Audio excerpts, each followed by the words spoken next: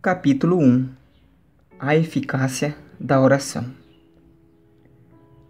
Há alguns anos, levantei certa manhã com a intenção de cortar o cabelo para me preparar para uma visita a Londres. E a primeira carta que abri deixou claro que eu não precisava ir a Londres. Então, decidi deixar de lado o corte de cabelo. Mas, então, começou o mais inexplicável incômodozinho em minha mente, quase como uma voz dizendo: corte o cabelo mesmo assim, vá e corte. Por fim, não aguentei mais. Eu fui.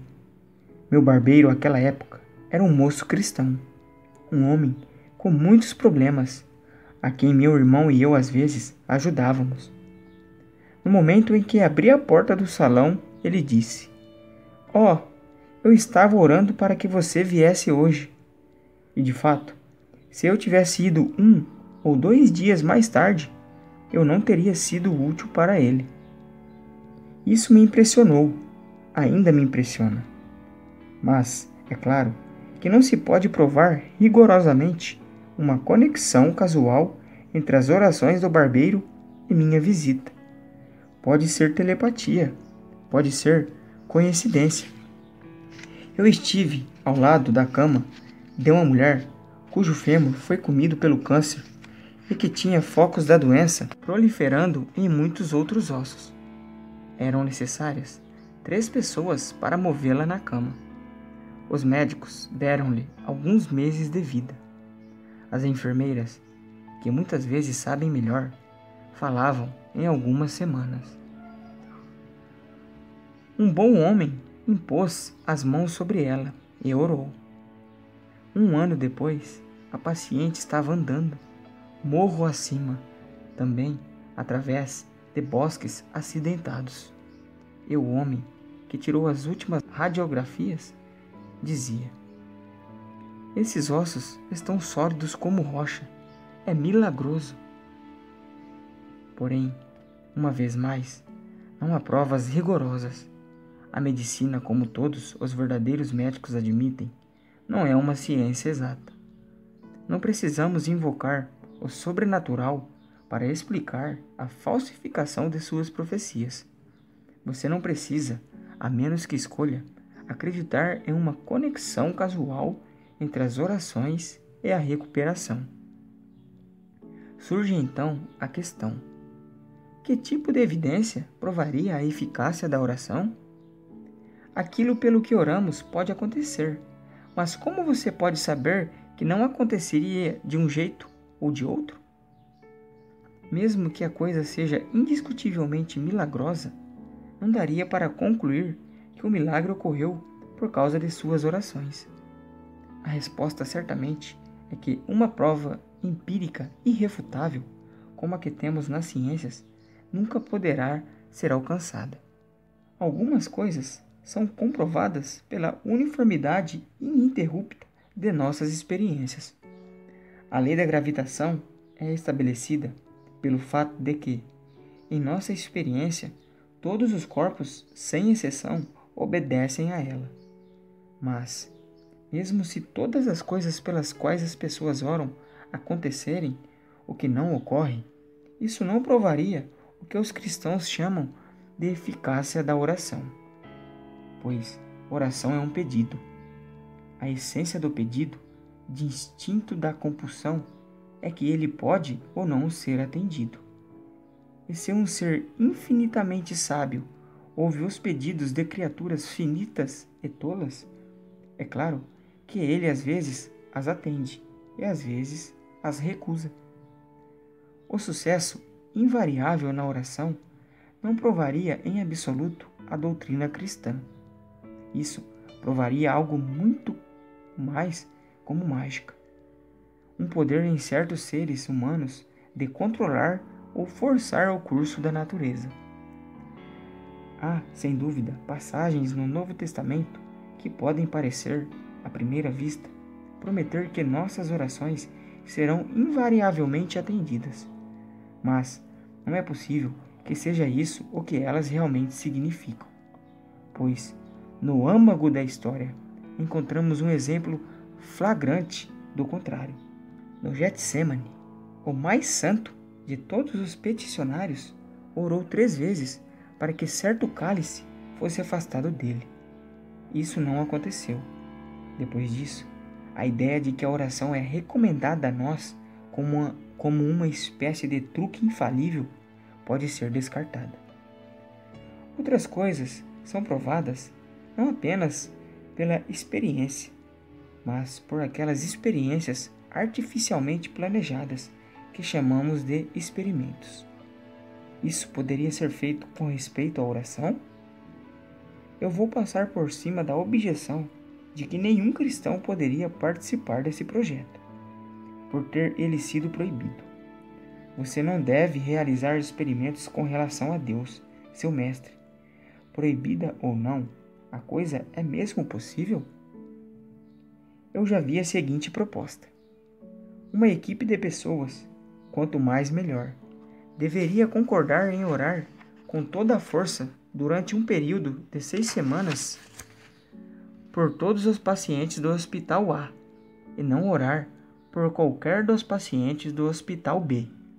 Então, você poderia somar os resultados e ver se A teve mais curas e menos mortes, e supondo que você repetiria o experimento em vários momentos e lugares, de modo a eliminar a influência de fatores irrelevantes.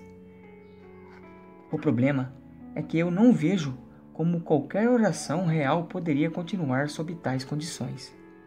Palavras sem pensamentos nunca chegam ao céu, diz o rei em Hamlet. Simplesmente dizer orações não é orar. Se assim fosse, um time de papagaios corretamente treinados serviria tão bem quanto os homens para nosso experimento. Você não pode orar pela recuperação de enfermos a menos que o fim que tenha em vista seja a recuperação deles. Mas pode não ter motivos para desejar a recuperação de todos os pacientes em um hospital e de nenhum em outro. Você não está fazendo isso para que o sofrimento seja aliviado. Está fazendo isso para descobrir o que acontece. O propósito real e o propósito nominal de suas orações estão em desacordo. Em outras palavras, apesar do que sua língua, seus dentes e seus joelhos estejam fazendo, você não está orando. O experimento exige uma impossibilidade. Prova empírica e refutação são, portanto, inatingíveis. Mas essa conclusão parecerá menos deprimente se nos lembrarmos de que a oração é um pedido e a compararmos com outros espécimes da mesma coisa. Fazemos pedidos a nossos semelhantes, tanto quanto a Deus. Pedimos o sal, pedimos um aumento salarial, pedimos a um amigo para alimentar o gato enquanto estamos fora curtindo férias. Pedimos uma mulher em casamento. Às vezes, conseguimos o que pedimos, e às vezes não. Mas, quando somos atendidos, não é tão fácil como se poderia supor, provar, com certeza científica, uma conexão casual entre o pedir e o receber. Seu vizinho pode ser uma pessoa bondosa, que não deixaria seu gato morrer de fome, mesmo que você tivesse se esquecido de combinar alguma coisa com ele. Seu empregador só está tão disposto a atender o seu pedido de aumento, pois está ciente de que você poderia ganhar mais de uma empresa concorrente. Portanto, é bem provável que já pretendia segurá-lo através de um aumento. Quanta jovem que consente se casar com você, tem certeza de que ela já não havia decidido fazê-lo? Seu pedido, veja bem, pode ter sido o resultado, não a causa da decisão dela. Certa conversa importante poderia nunca ter ocorrido, a menos que ela tivesse a intenção de tê-la. Assim, em certa medida, a mesma dúvida que paira sobre a eficácia de nossas orações a Deus também paira sobre nossas orações aos homens. O que quer que obtenhamos, poderíamos ter obtido de qualquer maneira, mas, apenas como eu digo, até certo ponto. Nosso vizinho, o chefe e a esposa podem nos dizer que agiram porque pedimos, e podemos conhecê-los tão bem a ponto de estarmos certos, primeiro, de que eles estão dizendo o que acreditam ser verdade, e em segundo lugar, que eles entendem os próprios motivos bem o suficiente para estarem certos. Mas observe que quando isso acontece, nossa certeza não foi obtida pelos métodos da ciência. Não tentamos o experimento de controle de recusar o aumento ou interromper o noivado e em seguida fazer nosso pedido novamente diante de novas condições. Nossa certeza é bem diferente daquela que vem do conhecimento científico. Nasce de nossa relação com as outras partes, não de conhecer coisas sobre elas, mas de conhecê-las. Nossa certeza, se alcançarmos uma certeza de que Deus sempre ouve nossas orações e às vezes as atende, e que as aparentes concessões não são meramente fortuitas, só pode vir do mesmo modo. Não é uma questão de tabular sucessos e fracassos, e tentar decidir se os sucessos são mais numerosos demais para serem contabilizados como acaso. Aqueles que mais bem conhecem um homem sabem se quando ele fez o que lhe pediram, ele o fez porque lhe pediram. Acho que os que melhor conhecem a Deus saberão melhor se ele me mandou para a barbearia porque o barbeiro orou. Até agora temos lidado com toda a questão da maneira errada e no nível errado. A própria questão, a oração funciona? Cria um modo de pensar errado desde o início. Funciona como se fosse mágica ou uma máquina, algo que funciona automaticamente. A oração só pode ser uma de duas coisas: ou uma ilusão completa, ou um contato pessoal entre pessoas embrionárias e incompletas, nós mesmos, e a pessoa totalmente completa. Oração, no sentido de petição, de pedir coisas, é uma pequena parte disso. Confissão e penitência são seu princípio, a adoração, seu santuário. A presença e a visão e o deleite de Deus, seu pão e vinho. Nela, Deus se mostra a nós. Que Ele responde às orações é um colário, não necessariamente o mais importante dessa revelação. O que Ele faz é aprendido daquilo que Ele é. No entanto, a oração peticionária nos é permitida e ordenada. Dá-nos hoje o nosso pão de cada dia. E sem dúvida, isso levanta um problema teórico. Podemos crer que Deus realmente modifica sua ação em respostas às sugestões dos homens? Pois a sabedoria infinita não precisa dizer o que é melhor e a bondade infinita não precisa de insistência para fazê-lo. Mas Deus também não precisa de nenhuma dessas coisas que são feitas por agentes finitos, sejam vivos ou inanimados. Ele poderia, se escolhesse, reparar nosso corpo milagrosamente, sem comida, ou nos dar comida sem a ajuda de agricultores, padeiros e açougueiros, ou conhecimento sem a ajuda de homens instruídos, ou converter os pagãos sem o trabalho de missionários. Em vez disso, ele permite a cooperação de solos e climas, de animais e músculos, de mente e vontade dos homens na execução de sua vontade. Deus, disse Pascal, instituiu a oração a fim de emprestar às suas criaturas a dignidade da casualidade. Mas não só a oração. Sempre que agimos, Ele nos empresta essa dignidade. Não é realmente mais estranho, nem menos estranho, que minhas orações devam afetar o curso dos acontecimentos do que minhas outras ações devam fazê-lo. Elas não aconselharam ou mudaram a mente de Deus. Isto é, seu propósito total. Mas esse propósito será realizado de diferentes maneiras, de acordo com as ações, incluindo as orações de suas criaturas.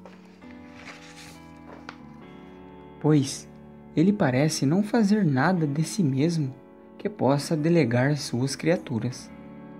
Ele nos ordena fazer devagar e desajeitadamente o que poderia fazer perfeitamente em um piscar de olhos. Ele nos permite negligenciar o que ele quer que façamos ou fracassar nisso. Talvez não compreendemos plenamente o problema, por assim dizer, de permitir que vontades livres coexistam com a onipotência. Isso parece envolver a todo momento quase uma espécie de abdicação divina. Nós não somos meros receptores ou espectadores.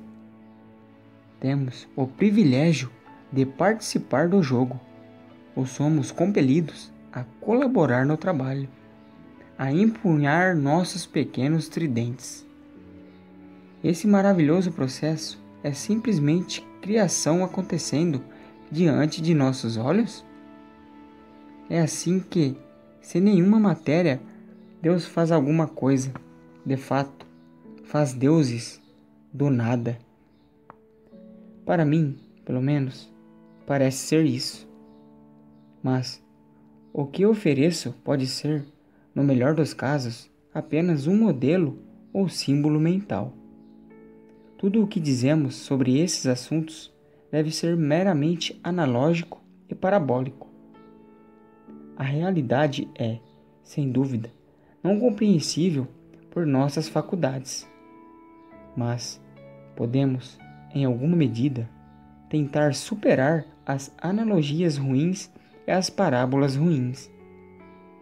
A oração não é uma máquina, não é mágica, não é um conselho oferecido a Deus. Nosso ato, quando oramos, não deve, mais do que todos os nossos outros atos, ser separado do contínuo ato do próprio Deus, no qual somente todas as causas finitas operam. Seria ainda pior pensar naqueles que recebem aquilo pelo que oram como uma espécie de favoritos da corte, pessoas que têm influência no trono. A oração recusada de Cristo no Getsemane é resposta suficiente para isso. E não me atrevo a deixar de fora a dura palavra que ouvi certa vez de um cristão experiente. Tenho visto muitas respostas impressionantes à oração, e mais de uma que eu considerei milagrosa. Mas elas geralmente vêm no começo, antes da conversão ou logo depois dela. Conforme a vida cristã prossegue, elas tendem a ser mais raras. As recusas também não são apenas mais frequentes, elas se tornam mais inconfundíveis, mais enfáticas. Deus então abandona quem melhor o serve? Bem, aquele que o serviu melhor disse, perto de sua torturante morte: Por que me abandonastes? Quando Deus se tornou homem, esse homem, entre todos os outros, foi o menos consolado por Deus na hora de sua maior necessidade. Há um mistério aqui, que, mesmo que eu tivesse o poder, talvez não tivesse coragem de explorar. Enquanto isso, pessoas comuns como eu e você, se nossas orações às vezes são respondidas acima de toda esperança e probabilidade, é melhor não tirarmos conclusões precipitadas para nossa própria vantagem. Se fôssemos mais fortes, poderíamos ser tratados com menos ternura. Se fôssemos mais corajosos, poderíamos ser enviados com muito menos ajuda para defender posições muito mais desesperadoras na grande batalha.